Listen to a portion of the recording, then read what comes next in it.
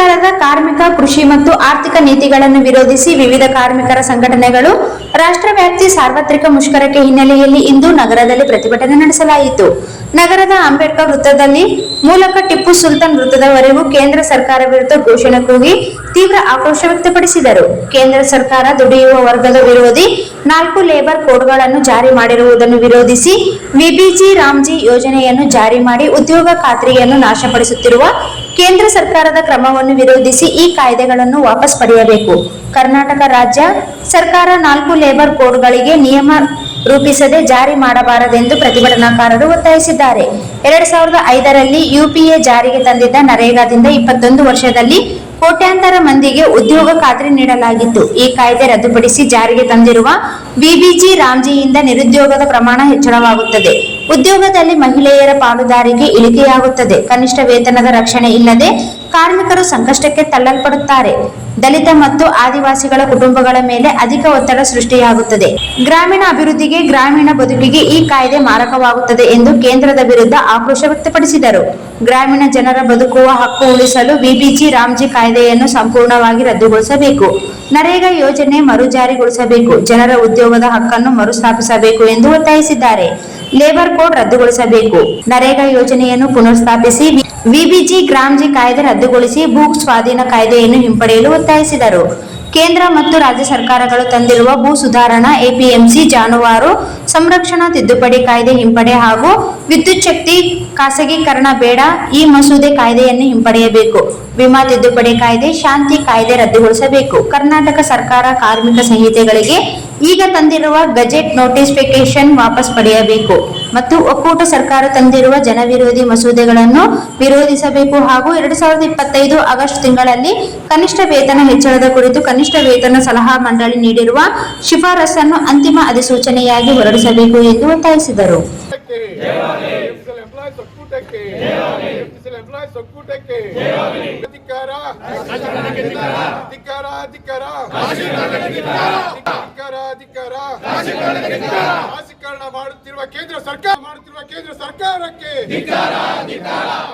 ಮಾಡುತ್ತಿರುವ ಕೇಂದ್ರ ಸರ್ಕಾರಕ್ಕೆ ಏನೇ ಬರಲಿ ಇಲ್ಲ ಅಂತಂದ್ರೆ ಇವತ್ತು ಇಲ್ಲಿ ರಾಯಚೂರಲ್ಲಿ ಇದ್ದವರು ಜಮ್ಮು ಮತ್ತು ಕಾಶ್ಮೀರದಲ್ಲಿ ಟ್ರಾನ್ಸ್ಫರ್ ಕೊಡ್ತಾರೆ. ಇಲ್ಲಿ ಕಂಡೀಷನ್ ಏನು ಸರ್? ವರ್ಕಿಂಗ್ ಕಂಡೀಷನು, ಇಲ್ಲಿ ಟೆಂಪ್ರೇಚರ್ ಏನು, ಅಲ್ಲಿ ವರ್ಕಿಂಗ್ ಟೆಂಪ್ರೇಚರ್ ಏನು, ಒಂದು ಎನ್ವಿರಾನ್ಮೆಂಟನ್ನು ಇರಬೇಕಲ್ಲ ಸರ್, ವರ್ಕ್ ಎನ್ವಿರಾನ್ಮೆಂಟು. ಇಲ್ಲಿ ಕಾಸ್ಟ್ ಆಫ್ ಲಿವಿಂಗ್ ಏನಿದೆ, ಅಲ್ಲಿ ಕಾಸ್ಟ್ ಆಫ್ ಲಿವಿಂಗ್ ಇದೆ. ಯಾವ ರೀತಿ ಇದು ಅಂದರೆ ಇದು ಎಲ್ಲ ಹ್ಯೂಮಲೈಸೇಷನ್ ಸರ್, ಇದು ಕಂಪ್ಲೀಟ್ಲಿ ಹ್ಯೂಮಲೈಸೇಷನ್. ಸೊ ಇದನ್ನು ನಾವು ಮೇನ್ಲಿ ಇದು ಮಾಡ್ತಾ ಇದ್ದೀವಿ. Next finally sir, stop iteration into employees privacy thought tracking and surveillance gadgets and internal imposition of new digital work. ಏನು ಮಾಡ್ತಾರೆ ಸರ್? GPS ತಂದಿದ್ದಾರೆ, ತರಲಿ ಸರ್. GPS ಪ್ರಾಬ್ಲಮ್ ಇಲ್ಲ. ಇವರು ತಂದು ಈಗ ಬೆಳಗ್ಗೆ 10 ಗಂಟೆಗೆ ಮುದುಗಲಲ್ಲಿ ಹೋಗಿ ನಾವು ಇರ್ತೀವಿ. ಕಾರ್ಮಿಕ ವಿರೋಧಿ ಕೇಂದ್ರ ಸರ್ಕಾರಕ್ಕೆ ಹೇಳಿದಿಕ್ಕಾರ. SP ಆಕ್ಟ್ ರದ್ದುಗೊಳಿಸಲೇ, SP ಆಕ್ಟ್ ಜಾರಿ ಆಗಲೇಬೇಕು. 4 ಕಾರ್ಮಿಕ ವಿರೋಧಿ ಕೋಡ್ಗಳನ್ನು ಜಾರಿಗೊಳಿಸಿರುವ ಕೇಂದ್ರ ಸರ್ಕಾರಕ್ಕೆ ಹೇಳಿದಿಕ್ಕಾರ.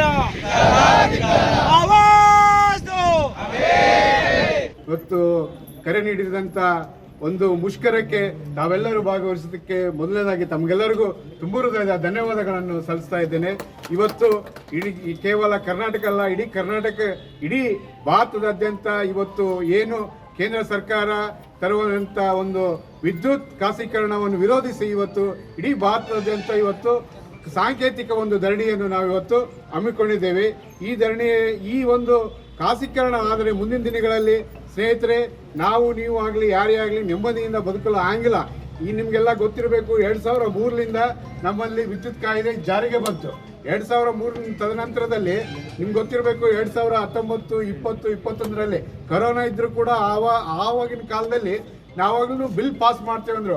ಆದರೆ ಈ ಒಕ್ಕೂಟದ ವತಿಯಿಂದ ಪ್ರತಿ ಸಾರಿ ಯಾವತ್ತು ಬಿಲ್ ಪಾಸ್ ಮಾಡ್ತೇವೆ ಅಂತ ಕೇಂದ್ರ ಸರ್ಕಾರ ಬಿಲ್ಲನ್ನು ಇಟ್ಟಾಗಲೂ ಕೂಡ ಒಕ್ಕೂಟ ಅದನ್ನು ದಿಟ್ಟವಾಗಿ ಅವತ್ತಿನ ದಿನ ದಿಟ್ಟ ನಿರ್ಧಾರ ತಗೊಂಡು ಅದನ್ನು ಖಂಡಿಸಿ ಹೋರಾಟಗಳನ್ನು ಮಾಡಿದ ಕೀರ್ತಿ ಇವತ್ತು ಒಕ್ಕೂಟಕ್ಕೆ ಸಲ್ತದಂತ ನಾನು ಎಲ್ಲರ ಮುಂದೆ ಹೇಳ್ತೀನಿ ಸ್ನೇಹಿತರೆ.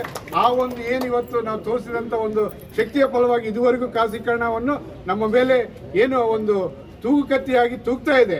ಆದರೂ ಕೂಡ ನಮ್ಮ ಒಂದು ಒಗ್ಗಟ್ಟಿನ ಒಂದು ಬಲ ಪ್ರದರ್ಶನದಿಂದ ಇದುವರೆಗೂ ಆಗಿಲ್ಲ. ಇನ್ನು ಮುಂದೆ ಕೂಡ ನಾವು ಯಾವುದೇ ಕಾರಣಕ್ಕೂ ಆಗಲು ಬಿಡುವುದಿಲ್ಲ ಅಂತ ನಾವು ಕೇಂದ್ರ ಸರ್ಕಾರಕ್ಕೆ ಈ ಮೂಲಕ ಎಚ್ಚರಿಕೆಯನ್ನು ಕೊಡ್ತಾ ಇದ್ದೇವೆ. ಯಾಕಂತ ಹೇಳಿದ್ರೆ ಇದು ಒಂದು ಸಾರ್ವಜನಿಕ ಸಂಸ್ಥೆ. ಕೆಲವೊಂದು ಸಾರ್ವಜನಿಕ ಸಂಸ್ಥೆಗಳನ್ನು ನೀವು ಖಾಸಗೀಕರಣ ಮಾಡೋಕ್ಕೆ ನಿಮಗೆ ಯಾವುದೇ ಅಧಿಕಾರ ಇಲ್ಲ. ಸಂವಿಧಾನದಲ್ಲಿ ಖಾಸಗೀಕರಣ ಮಾಡಬೇಕಂತ ಹೇಳಿದ್ರೆ ನೀವು ಪ್ರೈವೇಟ್ ಸೆಕ್ಟರ್ಗಳ ಬೇರೆನೇ ಇರ್ತವೆ. ಆದರೆ ಇದು ಸಾರ್ವಜನಿಕ ಆಸ್ತಿ. ಇಲ್ಲಿ ಒಂದು ಕಂಬ ನೆಟ್ಟಬೇಕಂದ್ರೆ ಅನೇಕ ಒಂದು ಮಹನೀಯರು, ಅನೇಕ ಎಂಪ್ಲಾಯೀಸ್ ಇವತ್ತು ತಮ್ಮ ಪ್ರಾಣವನ್ನೇ ಕೊಟ್ಟಿದ್ದಾರೆ. ಅಂಥ ಸಂಸ್ಥೆಯನ್ನು ನೀವು ಇವತ್ತು ಏನಾದರೂ ಖಾಸಗೀಕರಣ ಮಾಡ್ತಾ ಇದ್ರೆ ನಾವು ಇವತ್ತು ಯಾವುದೇ ರೀತಿಯ ಉಗ್ರ ಹೋರಾಟಕ್ಕೂ ಕೂಡ ನಮ್ಮ ಸಂಘ, ನಮ್ಮ ಒಕ್ಕೂಟ ಇವತ್ತು ಅದನ್ನ ಮಾಡ್ತದಂತ ಈ ಸಂದರ್ಭದಲ್ಲಿ ಹೇಳ್ತೇವೆ. ನೀವು ತೆಗೆದುಕೊಳ್ಳುವಂತ ಈ ನಿರ್ಧಾರವನ್ನು ಈಗಲೇ ಕೈ ಬಿಡಬೇಕು. ಕೈ ಬಿಡದೇ ಇದ್ದರೆ ನಮ್ಮ ಒಂದು ಒಕ್ಕೂಟದ ವತಿಯಿಂದ ಹಂತವಾಗಿ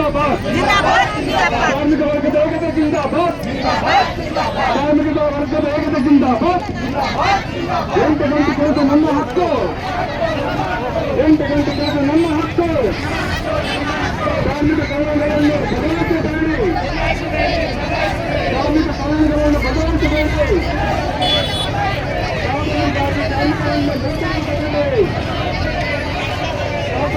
ಕಾರ್ಮಿಕರನ್ನು ಮೋಸಗೊಳಿಸಬೇಡಿ. ಕಾರ್ಮಿಕ ಹಕ್ಕು ಸಂವಿಧಾನದ ಹಕ್ಕು.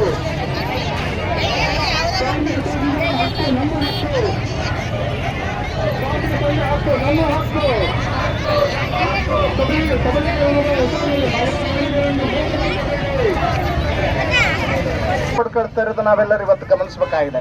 ಬಂಧುಗಳೇ, ಬಹಳ ಮುಖ್ಯವಾಗಿ ಕಾಮ್ರೇಡ್ ವೀರೇಶ್ ಅವರು ಹೇಳಿದ ಹಾಗೆ, ಶರಣಬಸ್ ಅವರು ಹೇಳಿದ ಹಾಗೆ, ರೈತ ಕಾರ್ಮಿಕರ ಐಕ್ಯತೆ ಇಲ್ಲಂದ್ರೆ ಈ ದೇಶದ ಸಮಸ್ಯೆಗೆ ನಾವು ಯಾವ ಬೇಡಿಕೆಗಳನ್ನು ಮುಂದಿಟ್ಟುಕೊಂಡು ನಾವು ಹೋರಾಡ್ತಾ ಇದ್ವಿ ಆ ಸಮಸ್ಯೆಗಳಿಗೆ ಪರಿಷ್ಕಾರ ಇಲ್ಲ ಅನ್ನುವಂಥದ್ದನ್ನ ನಾವಿವತ್ತೆಲ್ಲರೂ ಮನಗಾಣಬೇಕಾಗಿದೆ.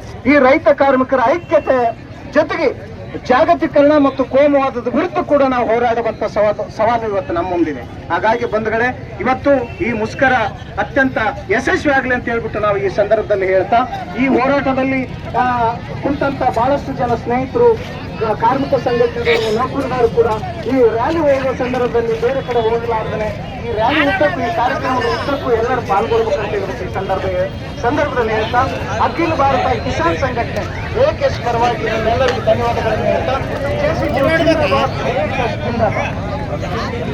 ಈಗ ಬ್ಯಾಂಕ್ ಟಾಪರ್ ಸಂಘದವರು ಮಾತಾಡ್ತಾರೆ. ಎಲ್ಲ ಕಾರ್ಮಿಕ ಸಂಬಂಧ ಸಿಬ್ಬಂದಿಯವರಿಗೆ ನಮಸ್ಕಾರ. ಎಲ್ಲ